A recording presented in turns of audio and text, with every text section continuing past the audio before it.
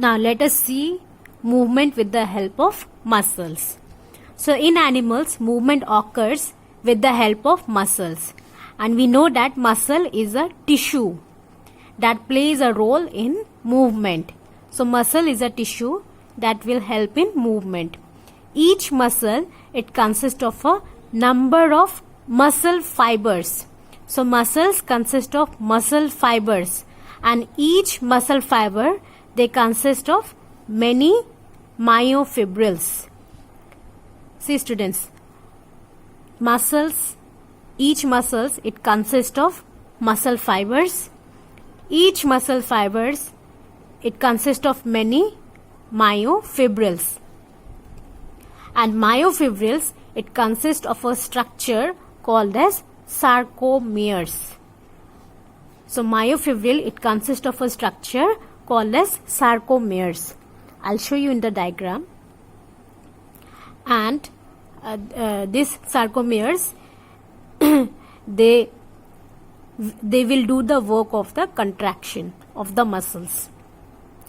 And this sarcomere, it has alternate light and dark bands. Can you see here? This is a dark band, this red color, and this blue color is light band. So the sarcomeres, it consists of alternate light and dark bands. So one light band, then dark band, then light, and then dark.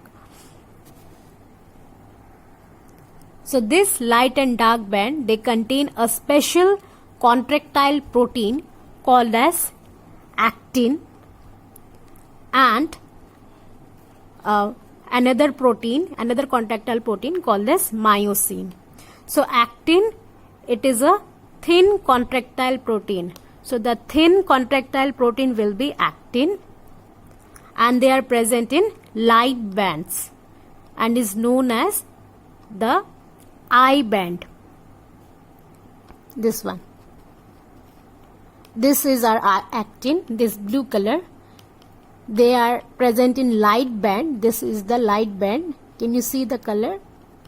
And it is known as the I band. Whereas myosin, it is a thick contractile protein. This is our myosin. This is a thick contractile protein, and they are present in the dark band. This will be dark band, and it is known as the A band. This A band from here till here. This dark band, it is known as the A band. See here students, this whole is our sarcomere from here till here. This is our sarcomere. Now we have two alternate bands in the sarcomeres, or you can say two contractile proteins. One will be actin, which is light band, which is present in the light band, and another is myosin, that is present in the dark band, this red one. Next, here this part is the I band, and here where myosin is present, this is the A band. Now each sarcomere is bounded on two sides, this side and this side, by dark lines called as Z-discs, or you can say Z line also. So this part and this part, this is the Z-discs or the Z lines, and the Z lines, they are the anchor points of the actin filament. So they are the anchor points of the actin filament. This was our actin filament, right?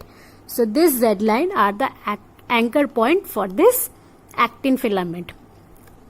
From Z-discs, the actin filament, it extends towards the center of the sarcomere. So from here, this is the Z line.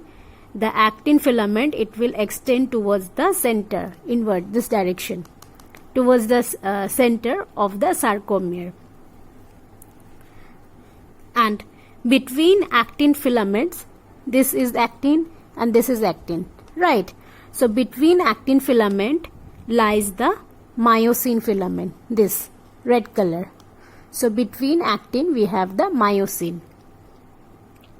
The central part of thick filament that is not overlapped by thin filament is known as H zone. So can you see here this part, students? So this zone here we cannot see any overlapping between the thick filament and the thin filament. That is, in this zone we don't have any actin or the thin filament, only myosin is present. So this zone is known as H zone.